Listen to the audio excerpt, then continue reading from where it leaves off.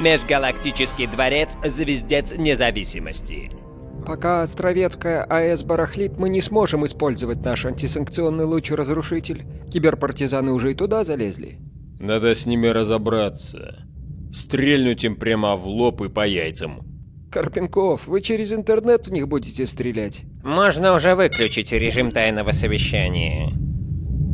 Мы подготовили новую конституцию, по которой Дардет будет выбирать себя сам. Юра, это гениально. Но зачем тогда вообще выборы? У Дарта деда должно же быть право выбора. Он крепкий орешек и готов держать удар. Но пока что удар за всех держу я. Убаюкиваю сказками всю галактику про то, какие мы несчастны и как нас все обижают. На обиженных, Макей, сигареты через границу возят. Можно я стрельну ему прямо в лоб? Нас тут полощут на всех этих сливах, а он тут такой белый и пушистый. Могу хоть ему окно разбить? На тебя, Карпенков, окна не напасешься. Предложил бы что-то более интересное.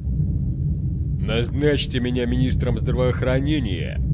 У меня все живо выздоровеют, покаются на видео и откажутся от госпитализации. Быстро все больницы разгрузим. А еще я могу быть министром культуры...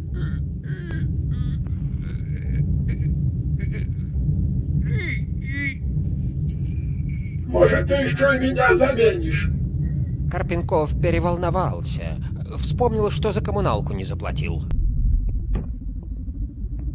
Спасибо, Дардет, вы мудрый правитель. Только на вас и держится этот клочок галактики. Провернем референдум, тогда мы, наконец, перевернем эту страницу.